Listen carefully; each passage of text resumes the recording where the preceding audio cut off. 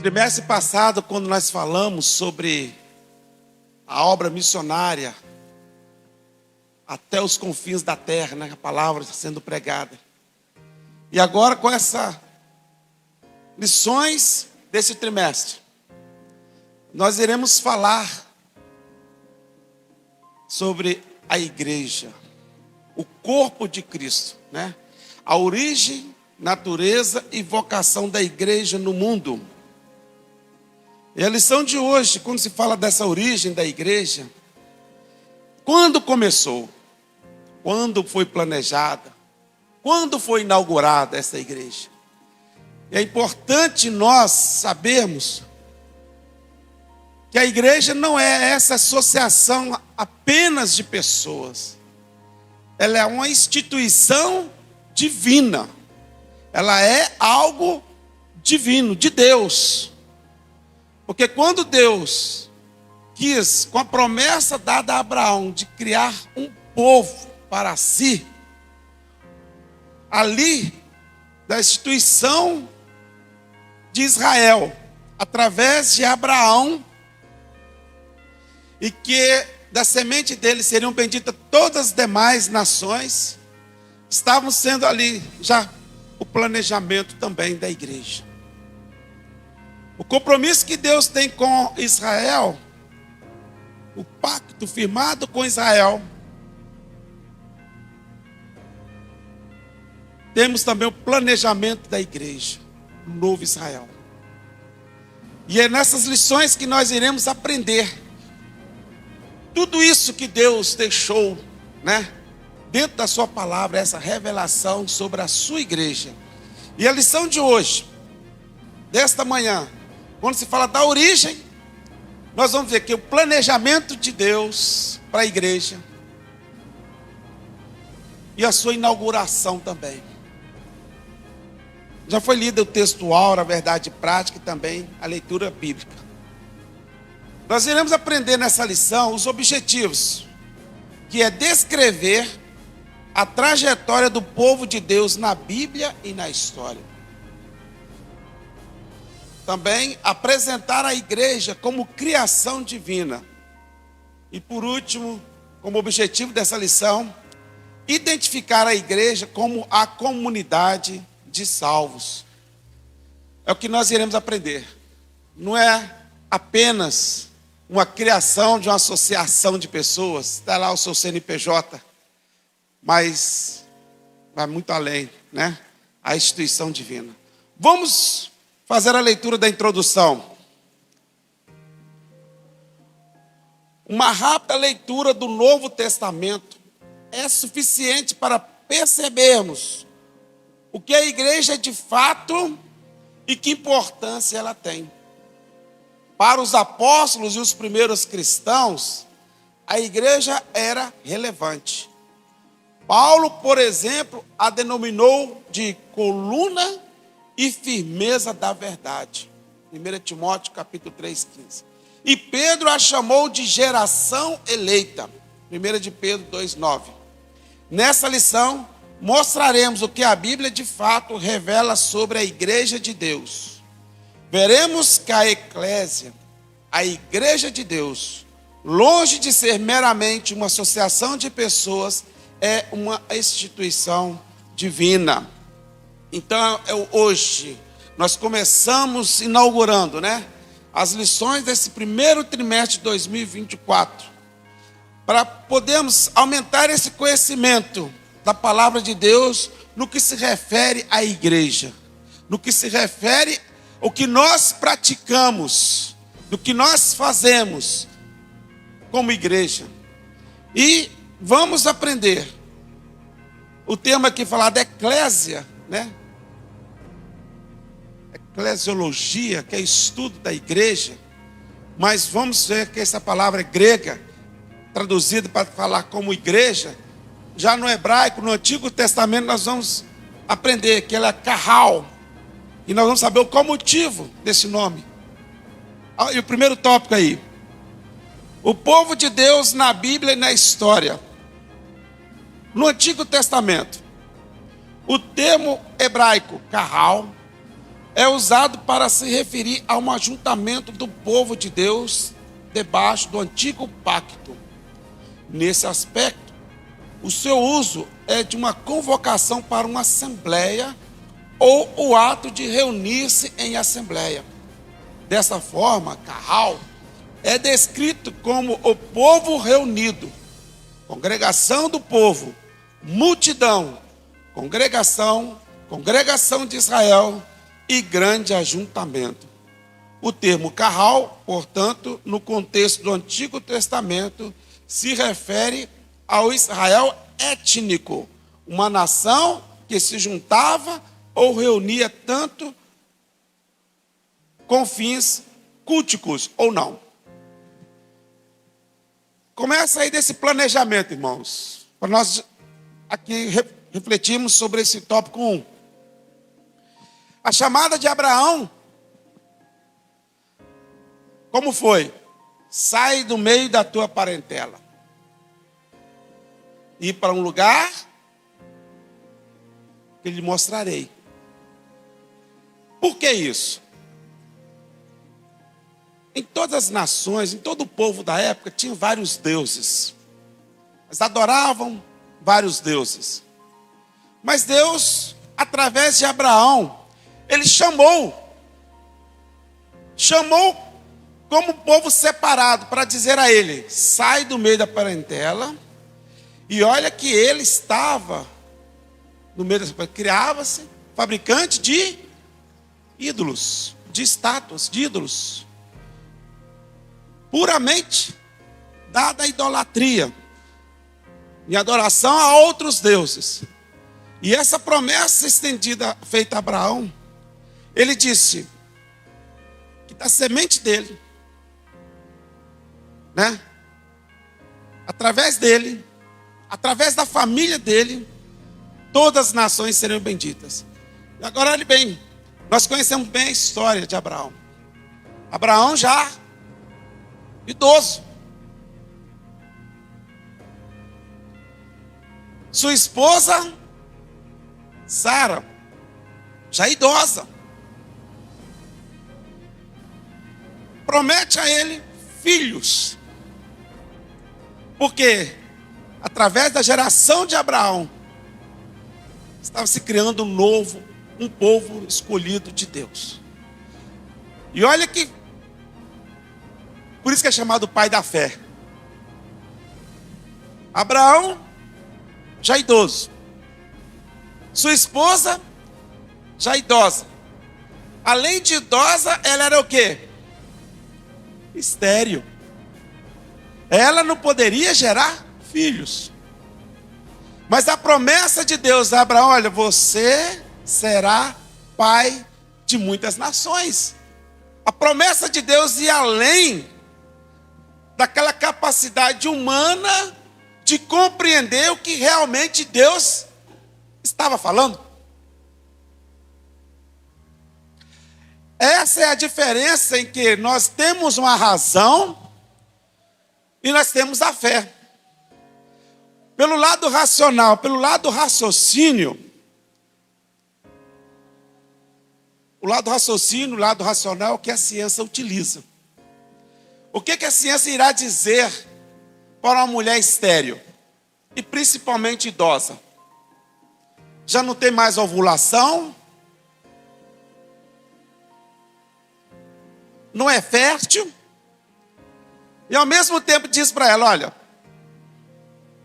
sem possibilidade alguma. Esse é o lado racional. Esse é o lado da razão.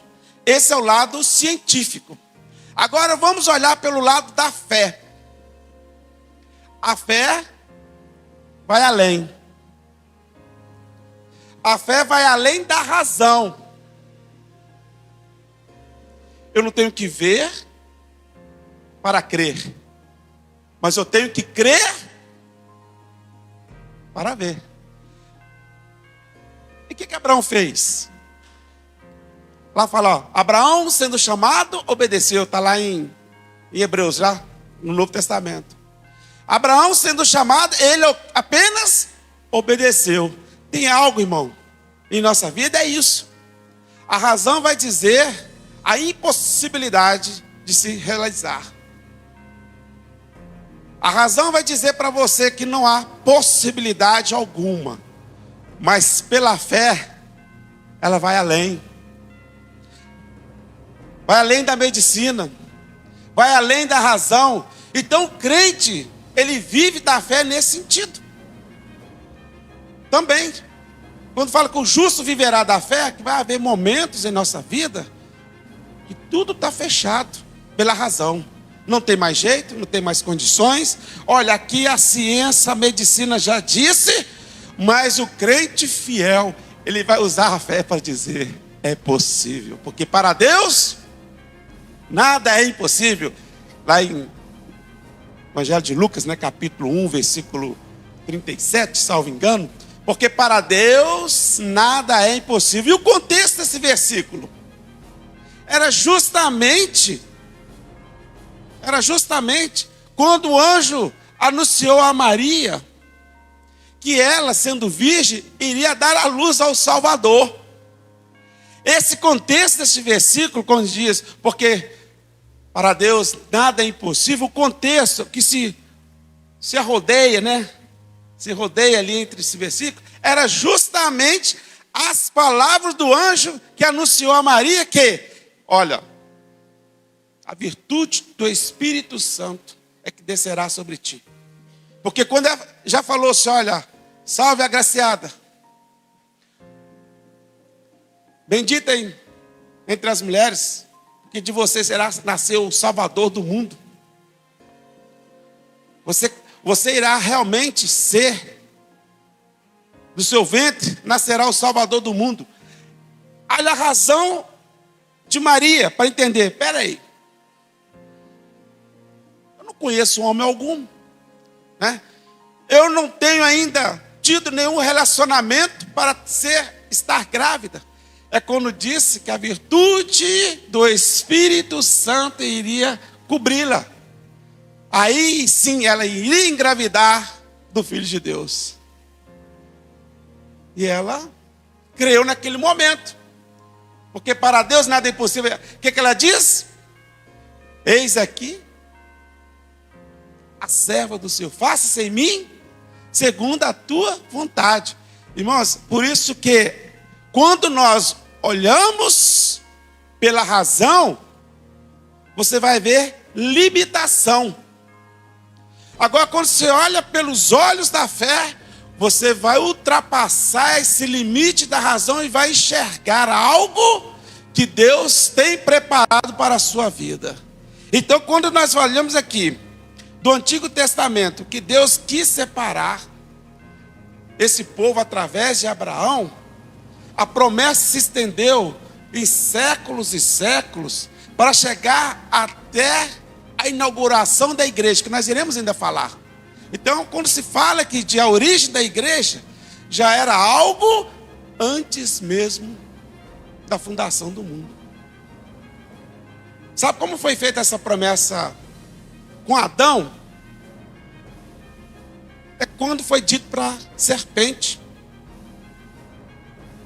que da mulher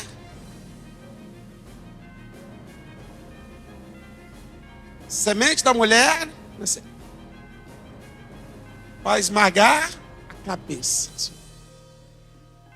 E olha que Adão é considerado o pai da humanidade. Mas a promessa de estar realmente vindo o Salvador já estava garantida. A promessa de se criar a igreja já estava no planejamento, estava no plano de Deus.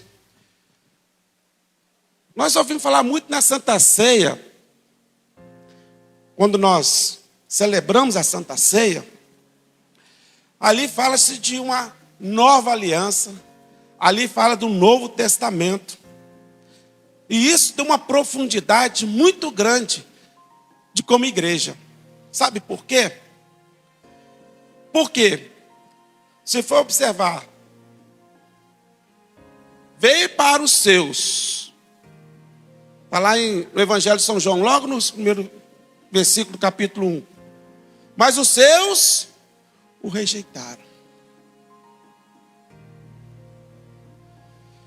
Quando então Cristo veio na nova aliança, essa é a nova aliança. Essa nova aliança, ele já estava estabelecendo como um novo povo, o novo Israel, que é a igreja. Olhe como é profundo isso. De maneira que nós compreendemos que a celebração da Santa Ceia já se reflete naquilo que Deus já planejado e através de Jesus como nosso Salvador, para criar então um novo Israel. É o segundo item do tópico do Novo Testamento. O termo grego eclésia se refere à igreja cristã. Contudo, no contexto neotestamentário, o seu sentido diferirá do que lhe é dado no Antigo Testamento, tanto na forma como na função. Não é apenas uma raça ou nação, mas todos aqueles de diferentes raças e nações que foram compradas pelo sangue de Cristo. Assim, o seu sentido no Novo Testamento é majoritariamente sacro. Isto é, de uma assembleia de crentes que se juntaram para adorar a Deus. Não é apenas um ajuntamento de pessoas, mas uma assembleia de crentes regenerados, que se reúnem para adorar a Deus. Jesus, por exemplo, usou o termo eclésia com um sentido exclusivo, o povo adquirido pelo seu sangue. Dessa forma, o uso paulino de eclésia nas suas epístolas designa sempre a comunidade dos salvos.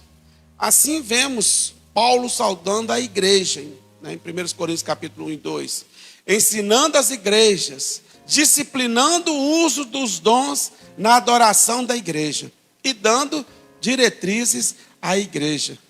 É muito interessante, irmãos, quando nós percebemos em que Cristo, quando se referindo já à igreja, de um povo já adquirido pelo seu sacrifício, pelo seu sangue, aí sim, nós vamos ver agora um corpo místico espiritual que é a igreja.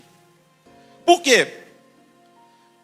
Por que nós falamos? Se você aceitar Jesus como o único e suficiente Salvador, você fará parte então da família de Deus. É por isso que do lado espiritual, nós encaramos que a igreja não é aquela somente associação de pessoas, mas sim uma instituição divina. E que isso custou um preço muito alto, que é o sangue de Jesus. Vamos ler alguns versículos aí, vocês podem me acompanhar, por favor, Vamos lá,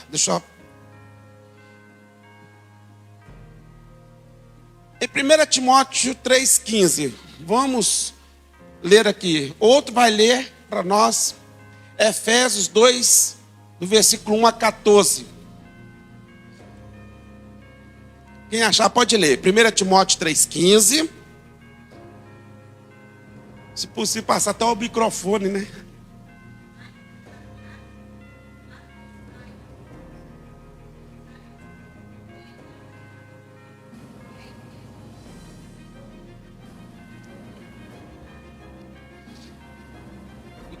Isso, muito bem. Outro, lê em Efésios capítulo 2, versículo 11 a 14.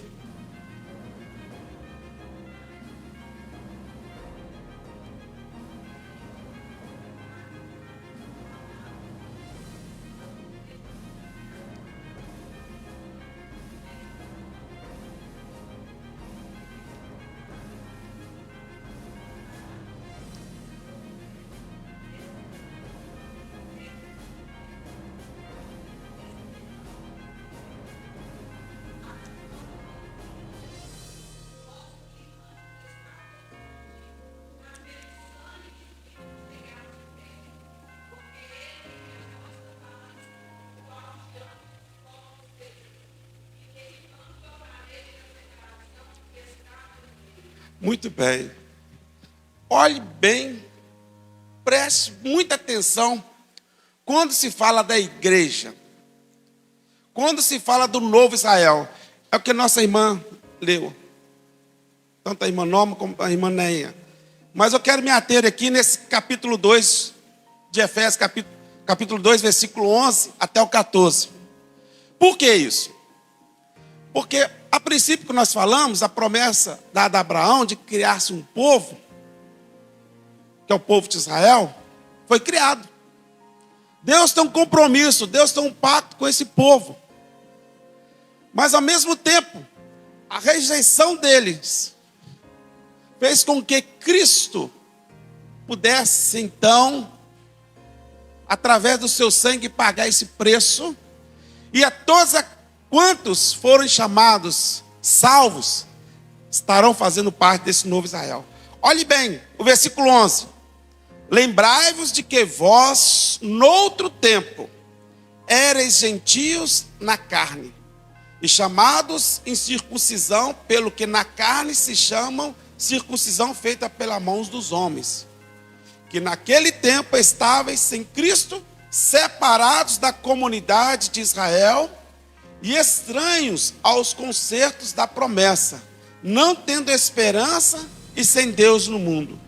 Mas agora, em Cristo Jesus, vós que antes estavais longe, já pelo sangue de Cristo chegaste perto, porque Ele é a nossa paz, o qual de ambos os povos fez um, e derribando a parede da separação que estava no meio. Isso que é glorioso, irmão. Isso que é tremendo para nossas vidas, de que havia apenas o povo judeu. Um povo. Fora da nação do povo judeus, era os gentios. Quem não era judeu, eram os gentios. Quem não fazia parte dessa nação israelita, não tinha parte também das promessas de Deus. Nós falamos aqui, o hebraico carral, o que é isso? Aquele ajuntamento. O povo de Deus se reunia no ajuntamento para adoração a Deus, porque era o povo ali. Lembra lá no Egito, quando o povo lá na terra de Gósen, eles sempre faziam os cultos. Lembra da marca do sangue nos umbrais? Aquilo ali era para o povo de Deus. O que acontecia? A praga vinha no Egito, avassaladora, mas quando chegava na terra de Gósen, onde estava o povo de Deus, mesmo no Egito, havia a marca do sangue nos umbrais, e ali o anjo da morte não passava. Lembra das pragas do Egito? Atacava quem? Os egípcios e as demais nações. Mas quando ia para onde estava o povo de Deus? Não tinha. Então, ou seja, esse era o povo do ajuntamento, da congregação de Israel reunida. Agora, nessa promessa, quando se fala da igreja, ele está dizendo aqui, olha, antes eram gentios na carne. Por que na carne? Porque fala da etnia abraâmica. Fala da genealogia de Abraão. Então vocês, apóstolo Paulo falando aqui, eram gentios na carne e chamados incircuncisos, que era também um ato feito. O que era circuncisão? O homem, né, o menino, tinha ali que ser circuncidado, salvo engano, no 8º dia do seu nascimento. Já era algo ritual da parte de Deus para o seu povo, fora os outros costumes de cultos.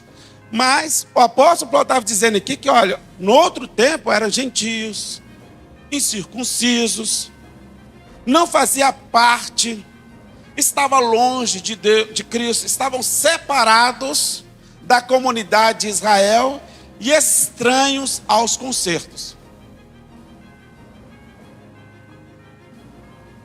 da promessa, não tendo esperança e sem Deus no mundo. Agora, olha aí a iniciativa. Mas agora, em Cristo Jesus, vós que antes estavais longe, já pelo sangue de Cristo chegastes perto. E aí então foi derribada essa parede da separação que havia. Irmãos, então, quando nós falamos da graça de Deus, é isso. A graça que foi alcançada na humanidade foi esse ato dado, feito por sacrifício de Jesus, e que através dele, da aceitação dele, nós nos tornamos próximos. Nós chegamos mais perto. Nós agora não temos mais aquela parede da separação. Porque foi feito um só povo. Já não é mais dois povos, mas um só povo. Porque eram dois povos. Quem? Judeu e gentios. Cristo veio e derribou essa parede da separação através do seu sacrifício. Então nós fazemos parte dessa promessa de Deus. Amém? Glória a Deus. Vamos seguir adiante. Depois nós vamos ler mais alguns versículos concernentes a isso aí. Então nós vimos no Novo Testamento. E agora na história cristã. Há quem crê que a igreja subsiste governada pelo sucessor de Pedro. Nós vamos entender isso aí. Na história cristã, é o item 3 aí. Há quem crê que a igreja subsiste governada pelo sucessor de Pedro e pelos bispos em comunhão com ele. Evidentemente, a tradição protestante rejeita esse conceito, visto que ele não reflete o contexto do Novo Testamento, onde a figura do sucessor de Pedro é totalmente estranha e desconhecida. Após a reforma do século XVI, a tradição protestante procurou dar um sentido bíblico e mais preciso a respeito do que uma igreja é de fato. Em uma grande denominação protestante histórica, a igreja é definida como uma congregação local de pessoas regeneradas e batizadas após profissão de fé.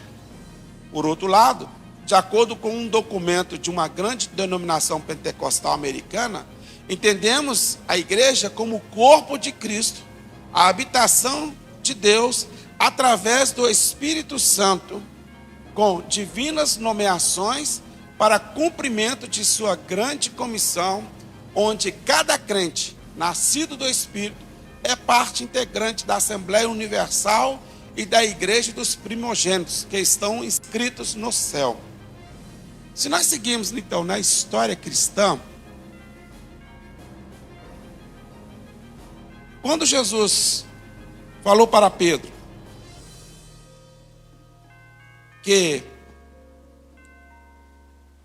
seria a pedra, e sobre essa pedra edificaria minha igreja. A tradição católica fala que Pedro foi papa da igreja. Mas se nós olharmos pela a história cristã, ela não se reflete que a igreja, ela é sendo como sucessor, governada pelo sucessor de Pedro e seus bispos. Não é isso. Primeiro, a igreja foi fundada onde? Na descida do Pentecostes. Onde foi?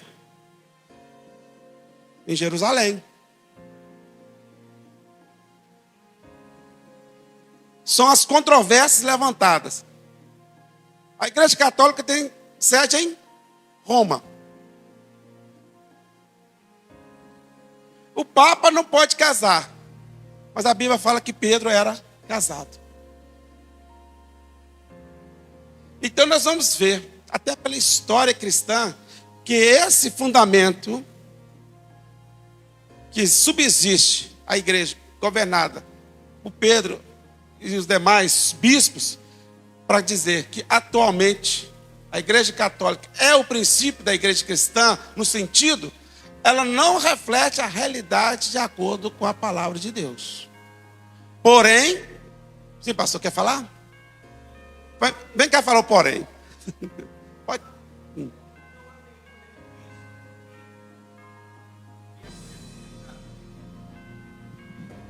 Nós não temos, irmãos, nenhum registro bíblico que apresente um homem como o único líder da igreja. A Bíblia não apresenta Pedro como o único líder da igreja. A Bíblia apresenta Tiago como líder da igreja em Jerusalém. A Bíblia apresenta Paulo liderando a igreja em Éfeso. A Bíblia apresenta a igreja da Antioquia, liderada por algum tempo por Barnabé. Mas não há nenhum registro bíblico de Pedro como um líder que tivesse qualquer tipo de poderes, ou qualquer tipo de proeminência sobre demais líderes da igreja. Cada igreja local tinha os seus líderes e periodicamente, como nós vemos em Atos 15, eles se reuniam para tratar de questões que fossem controversas, mas essa ideia de um papa que lidera a igreja no mundo, ela não só não reflete na figura de Pedro, como ela também não é bíblica.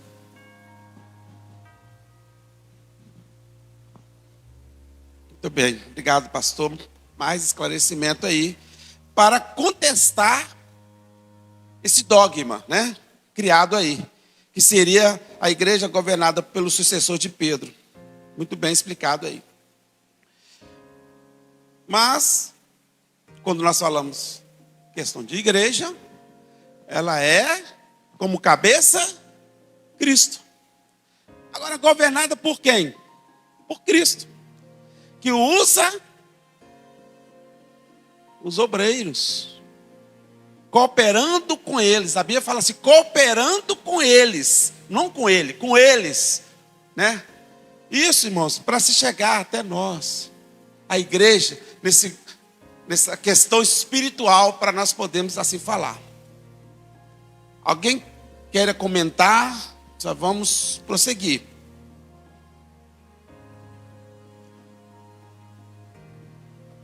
Vamos ler Isaías capítulo 65, versículo 1. Ainda falamos a questão de igreja, Quem achar pode ler. 65, versículo 1.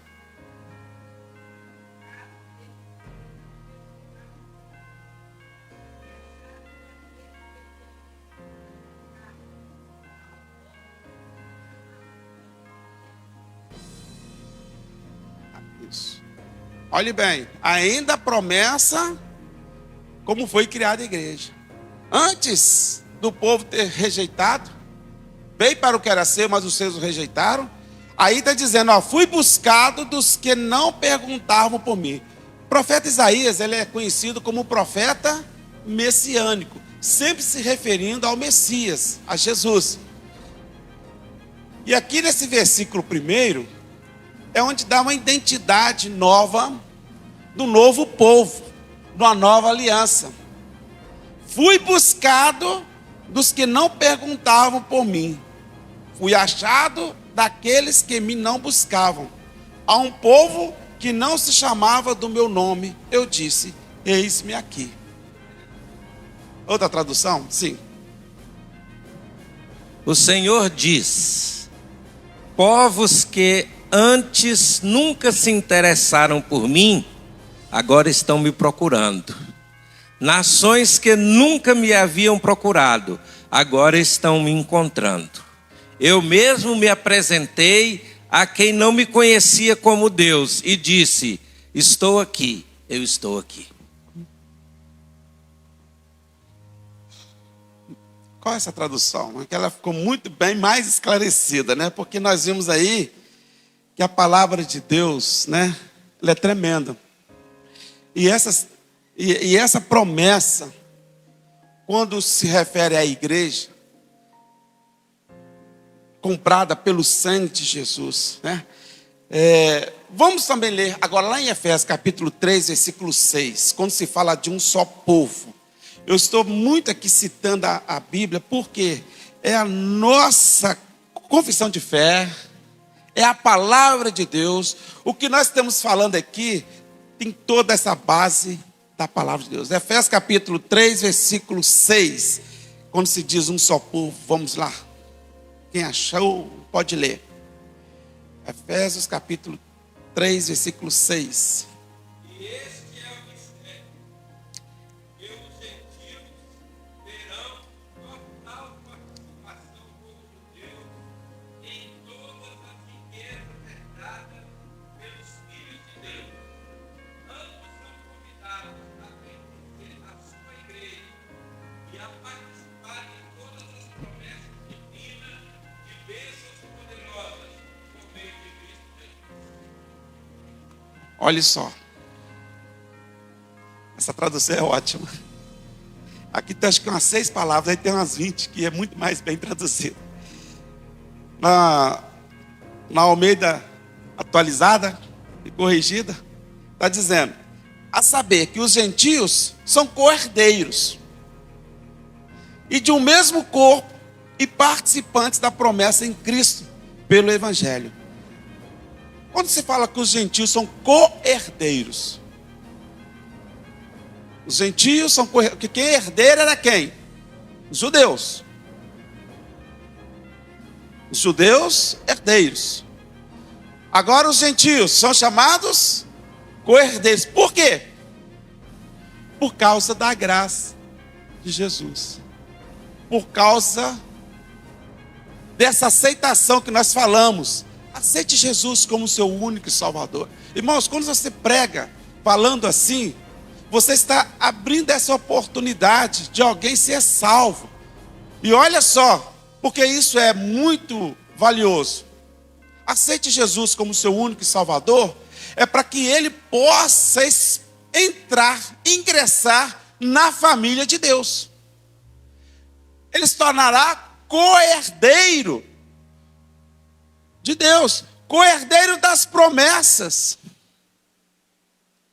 Então, irmãos, quando você falar assim, olha, aceite Jesus, você pregando, aceite Jesus como seu Salvador, olha, você está dizendo, olha, aceite a graça de Deus, para você fazer parte da família de Deus, para que você possa usufruir das bênçãos de Deus. Isso aqui, quando fala co-herdeiros, fala de herança. Quem é filho é herdeiro. Agora, co-herdeiro é se juntar ao herdeiro para adquirir a herança. Nós somos co-herdeiros. Nós fazemos parte da família de Deus por adoção. Mas nos mesmos direitos, nos mesmos privilégios. Porque nós aceitamos o Filho de Deus. Nós aceitamos como nosso Salvador. E então foi quebrada ali a separação entre esses dois povos. Logo, sendo chamado a família de Deus. Agora a igreja como criação divina. É o tópico 3 aí. O 2, né? O 2. A igreja como ideal de Deus. Desde a eternidade, a igreja estava no coração de Deus e foi idealizada por Ele. Em sua essência, ela é um projeto divino, como também nos elegeu nele, Cristo, antes da fundação do mundo, para que fôssemos santos e irrepreensíveis diante dele em amor. Na sua carta aos Efésios, o apóstolo Paulo fala de seu mistério que estava oculto. Esse mistério que fora revelado era exatamente a igreja. Na mente de Deus, portanto, a igreja já existia. O amor de Deus fez com que ele provesse um plano para salvar o homem caído. Assim, Cristo amou a igreja e se entregou por ela. A igreja como uma realidade concreta. Como vimos, a igreja não ficou apenas na mente de Deus. Ela passou a existir de uma forma concreta. O início da igreja acontece na plenitude dos tempos. Mas vindo a plenitude dos tempos, Deus enviou o seu Filho, nascido de mulher, nascido sob a lei. Dessa forma, Deus faz congregar em Cristo todas as coisas na dispensação da plenitude dos tempos. Então surge a pergunta: quando a igreja passou a existir de fato? Quando ela estabeleceu na sua forma concreta? A maioria dos teólogos defende que foi no Pentecostes. A igreja, por exemplo, não é citada nos evangelhos de Marcos, Lucas e João. Mateus fala de sua existência, mas como um evento futuro, que é lá em Mateus capítulo 16, versículo 18. A igreja no Pentecostes, nós vamos depois comentar todo esse tópico aqui. A igreja no Pentecostes, depois do Pentecostes, Lucas destaca que todos os dias acrescentava o Senhor à igreja aqueles que se haviam de salvar. Dessa forma, a igreja que existia apenas no coração e na mente de Deus se tornava uma realidade concreta quando o Espírito Santo é derramado no Pentecostes após a ressurreição de Jesus. Então a igreja como criação divina. Primeiro, antes da fundação do mundo, já era plano de Deus, a igreja. Já estava na mente de Deus antes mesmo da fundação do mundo. Por que isso? O plano de Deus, na mente de Deus, já existia. Só que ainda não havia sido inaugurada. É um projeto. Como projeto de Deus. O que é um projeto?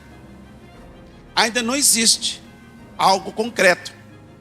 Projeto é algo que está planejado, mas não executado ainda, não totalmente, de fato, existente. O que tem. Isaías ali é construtor. E quando pega um projeto, você vai ver o que ele... Algo tudo desenhado. Não é isso?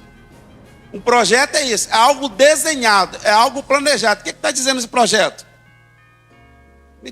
No caso de construção, questão de medidas, como vai ser, o tamanho, não é isso? A dimensão, os pilares, tudo isso acompanha o projeto. Então, como projeto, a igreja existia na mente de Deus. Porém, sua inauguração, a sua ainda existência não foi ainda realizada. Por quê? Fala-se na plenitude dos tempos. O que é isso? Passa um dia, passa meses, passa anos, passa décadas, passa centenas de anos, passa milhares de anos, porque para Deus um dia é 1000 anos, e como 1000 anos é um dia, a eternidade pertence a Deus. Então na mente de Deus já existia, mas vindo à plenitude, porque a igreja, para ser fundada, para ser inaugurada, tinha que haver esse projeto de Deus, que a humanidade deveria ser salva. Todo homem caído teria que ter oportunidade, sim, de salvação. Porque Deus ama o pecador. Né? Ele não ama o pecado, ele ama o pecador. O ser humano, o homem, que deseja mudar de vida, aceitar Jesus, Deus está de braços abertos. Essa é a oportunidade, essa é a graça revelada a quem realmente. Então, quando veio a plenitude dos tempos, por quê? Tinha o povo de Israel. E quando Cristo veio, como promessa de Deus, está lá em São João capítulo 3, 16, né? Bom, Edmilson, o que está lá escrito? Por quê?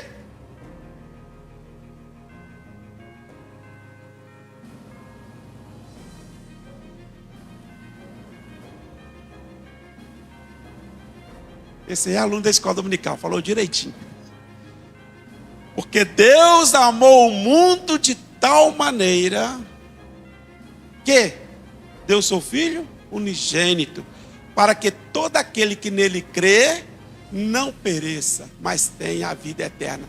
Então, quando se fala da plenitude dos tempos, era necessário Jesus nascer em carne, sob a lei. E ali, a lei era o espelho do pecado para o homem. Ou seja, para saber se era pecador, tinha que ter a lei. A lei indicava que você era pecador. Então ele veio sob a lei. Porém, essa plenitude tem para se alcançar na criação da igreja. Olhe como isso é profundo. Jesus veio, nasceu em carne, né? Foi batizado, iniciou-lhe seu ministério, foi crucificado, morto e ressuscitado. Parece que é todo um ritual, e é mesmo. Quando ele foi batizado, João Batista disse o quê? Eis o Cordeiro de Deus que tira o pecado do mundo. Tirar o pecado do mundo. Antes era de uma forma coberta. Agora não, é tirado. Propiciação, expiação dos pecados. Eis aí o Cordeiro de Deus que tira o pecado do mundo. Agora, essa plenitude, essa criação divina, a igreja como criação divina, tinha que haver isso na plenitude. Jesus veio, morreu e ressuscitou. Agora, com a ressurreição de Cristo, a igreja foi inaugurada. É quando nós falamos das dispensações, né? A dispensação do Pai, do Filho e do Espírito Santo. Agora a igreja ela é governada pelo Espírito Santo. Jesus falou para os seus discípulos: importa que eu vá e ele desça. Então vem. Por quê? A inauguração na dispensação do Espírito Santo como igreja. Agora nós vamos entender o que era projeto foi construído. Vamos a isso. Execução. Vamos executar o projeto. O projeto em Cristo Jesus foi realizado. Foi concretizado. Agora então, rasgou-se o véu. Derrubou o muro da separação entre povos. Para o povo de Deus, esse projeto foi executado, meu irmão Isaías. E quando o projeto é executado, precisa depois fazer o quê? Ser inaugurado. A obra precisa ser inaugurada. A igreja, como inauguração, Jesus fala assim: olha, ficar aonde? Ficar em Jerusalém, até que do alto sejais revestidos de poder. A igreja ia ser inaugurada. Jesus estava falando: olha, eu vou já cumprir o que deveria ser cumprido. Já fui morto, sem pecado. Olha o Cordeiro de Deus que tira o pecado. Cordeiro puro, imaculado, sem pecado, foi sacrificado, seu sangue derramado lá na cruz, só que foi sepultado. E sabe qual que é a vitória da igreja? Ele ressuscitou. Glória a Deus, irmãos. Isso é maravilhoso. Nós precisamos ser revelado tudo isso que Deus planejou para nós. A igreja então foi inaugurada ali, reunidos, aí entra Atos, né? O que chamou a atenção aqui, sabe o que é? Nos evangelhos, não cita igreja. Lucas falou aqui, Marcos e João não citam o termo igreja.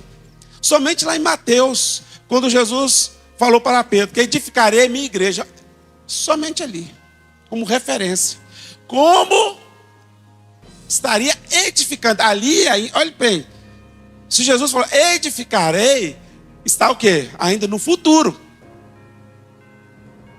Não estava realizada a obra totalmente. Por quê? Naquele momento, ele não tinha sido crucificado, morto e ressuscitado. Então, quando edificarei, até o momento ali, não era ainda criada a igreja, inaugurada. O projeto estava sendo executado. Aí, quando ele diz, ficar em Jerusalém até que do alto seja revestido, aí vem a inauguração. O único evangelho que começa a falar, Lucas não falou nos evangelhos, mas quem escreveu o livro de Atos? Foi Lucas, o próprio Lucas, não é isso? Não é? O evangelista São Lucas, o escritor do evangelho São Lucas, não é o mesmo escritor Lucas, do livro de Atos? Agora preste atenção, ele nos seus evangelhos não mencionou a igreja, porque ela ainda não tinha sido inaugurada. A inauguração veio no dia de Pentecostes, naquela festa que os judeus promoviam dos 50 anos. E Moisés, queira falar?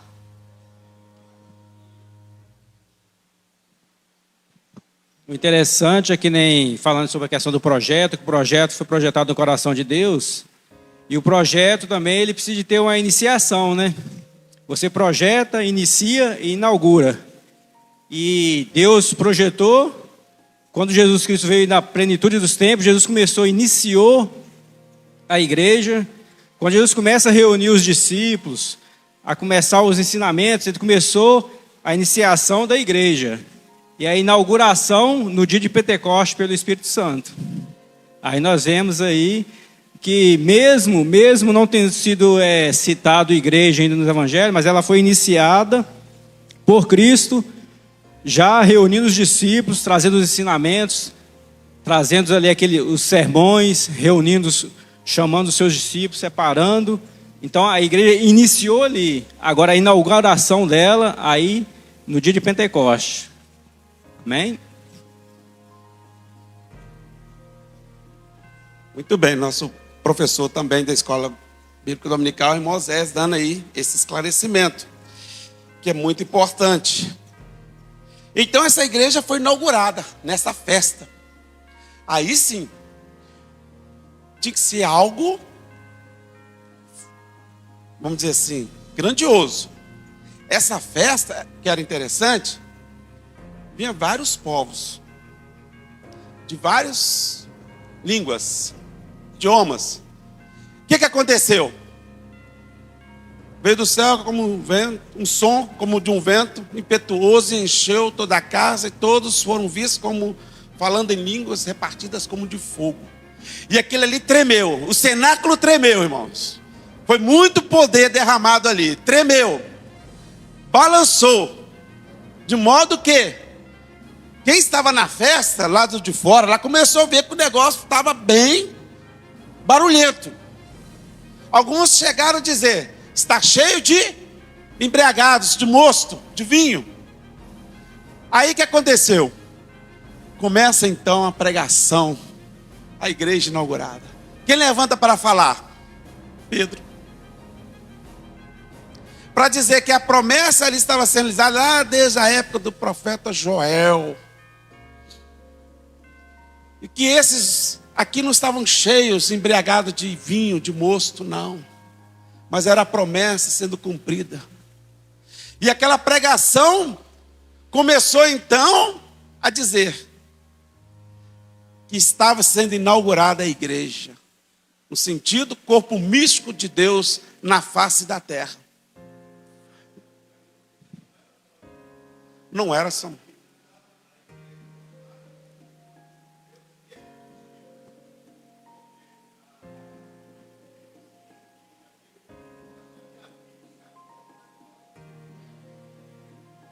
Precisava desse evento, irmão. O plano de Deus, até para mostrar de que ali estava sendo inaugurado, isso teria que ser para todos os povos. Os judeus só pensava que a salvação era para ele. Porém, ali foi inaugurado. Tanto que quase, quantas almas? Quase 3.000 almas. Não eram somente judeus. Ali estavam vários povos, várias nações, várias tribos. Estavam, né? Que festa. Precisava. E era algo lucrativo. Vocês já sabem disso. Onde tem festa, começa a aparecer as barraquinhas para vender. Começa a ter algo. O que movimenta uma festa? Os hotéis ficam cheios.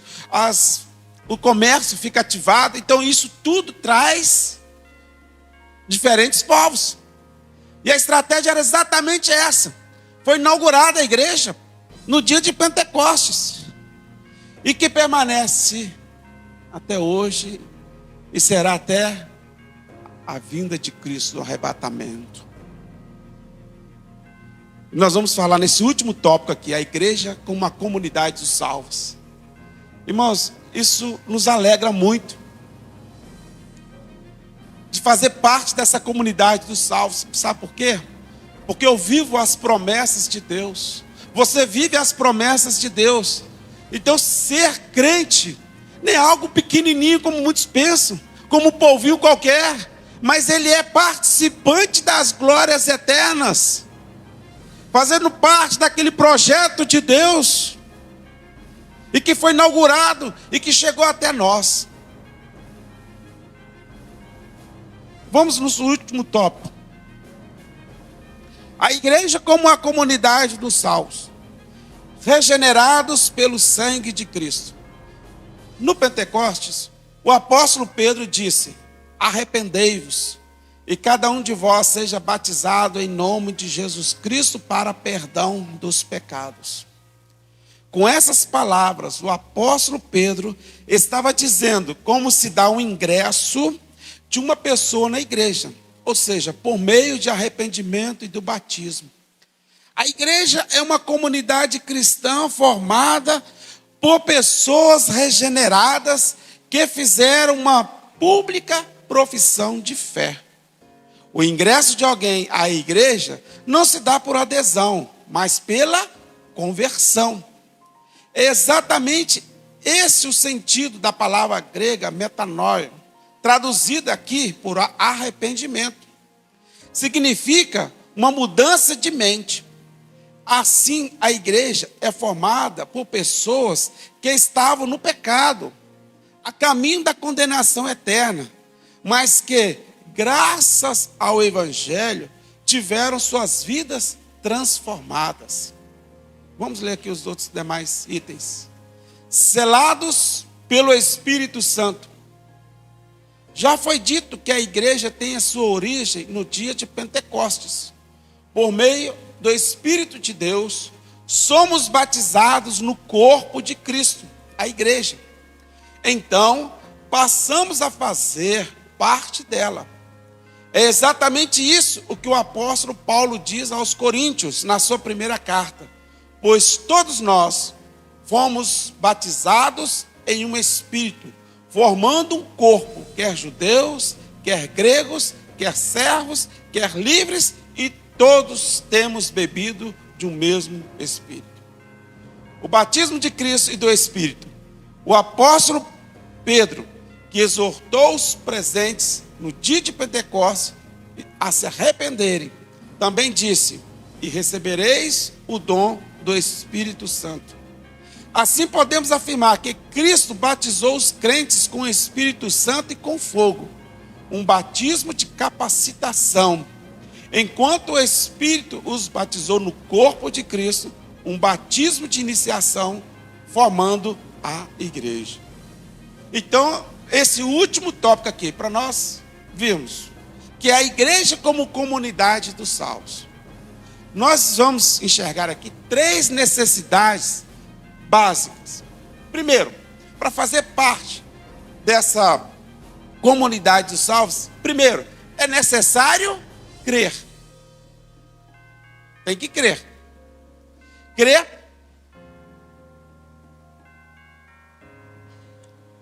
para ser salvo. A fé tem que ser gerada.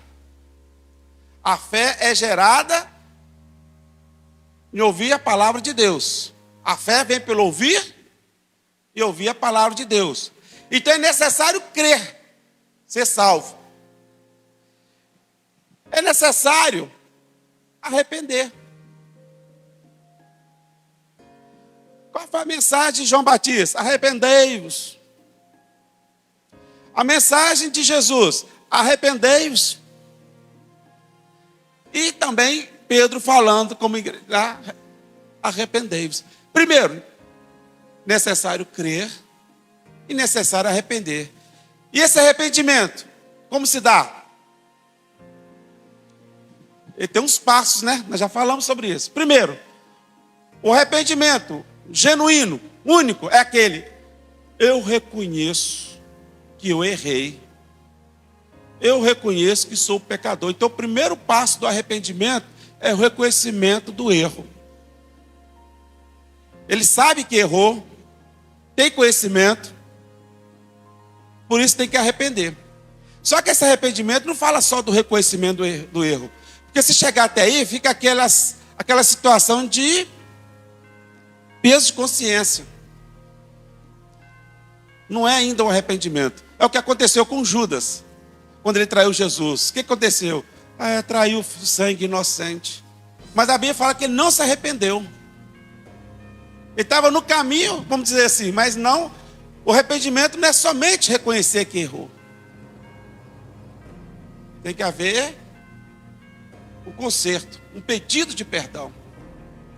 Olha, eu reconheço que errei e peço perdão.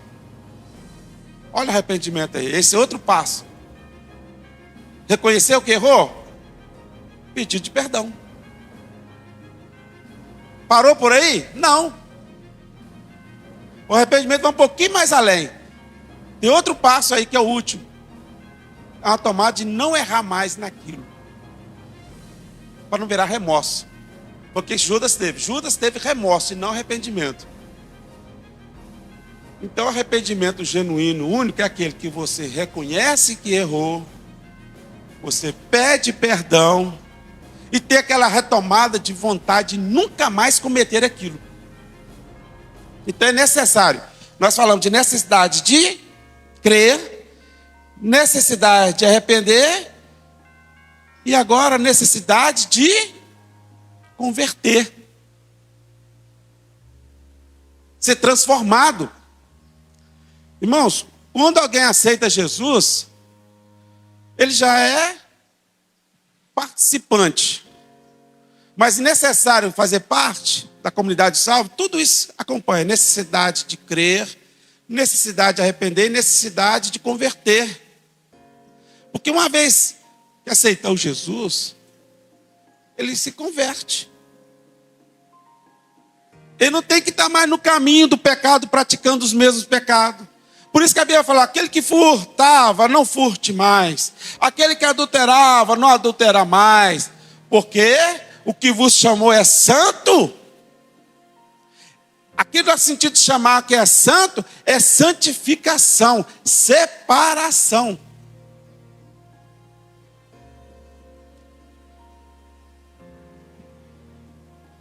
Converter, convergir. O Edmilson perguntou: o que significa converter? É mudar de direção. Você, quando vai aprender para tirar habilitação, as regras de trânsito, a conversão é o quê? O veículo está andando numa linha reta, tem que convergir. Ele vai fazer o quê? Mudar de direção. O salvo em Cristo, que viveu uma vida de pecado, ele faz a conversão. Porque aquele caminho que ele andava, ele precisa convergir. Não, peraí. Eu não posso mais ter essas mesmas práticas. Por quê? Porque é necessidade de conversão.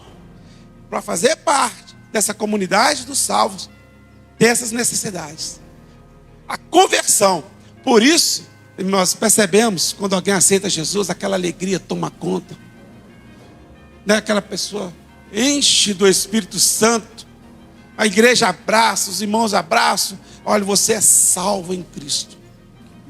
Ele arrependeu, ele quer mudar de direção, ele quer mudar de vida. E essa igreja ela tem que ser realmente o sal da terra. O sal da terra, luz do mundo. Sal da terra. Jesus fala: vós sois o sal da terra, vós sois a luz do mundo. O que é o sal? O sal é o que faz a diferença. Você tem sido feita a diferença? Nós temos feito a diferença? Ou é a mesmice da prática de todos? Por isso, quando se fala de sal, fala daquilo que é diferente, daquilo que é notado. Quando se fala luz, irmãos, trevas, ninguém enxerga nada, mas se tiver um facho de luz, aquele facho de luz já é algo que alguém está sendo norteado para olhar para aquela luz. Uma vez eu dormi num quarto escuro, numa roça. Eu nunca tinha visto uma escuridão como aquela. Porque a gente, quando apaga as luzes, a gente é sombra. Mas é incrível, lá como é roça, não tinha luz elétrica, e estava um tempo nublado, não tinha luz dos astros lá da lua, nem das estrelas. Era um lugar bem... Então, quando fechou as janelas, fechou as portas, gente, eu tentava ver nada. Mas quando existe luz, até um vagalume, né? Quando pisca, aí todo mundo nota. O crente é como isso. Tem muitos que estão nas trevas e precisa desse facho de luz para ser, pelo menos, ser norteado. Oh, vou olhar para aquele ali. E é interessante. Então, a igreja, como comunidade dos salvos, é isso. Regenerados pelo sangue de Cristo, selados pelo Espírito Santo, né? E o batismo de Cristo e do Espírito. Um fato interessante que nós podemos aqui falar sobre o selo do Espírito Santo. Na linguagem espiritual, esse selo do Espírito Santo fala de uma propriedade. O selo, selado, fala de propriedade. No mundo espiritual, a pessoa aceitou Jesus, olha o selo. O Espírito Santo vai ali, ó, selar. Selar quer dizer, é propriedade exclusiva de Jesus Cristo.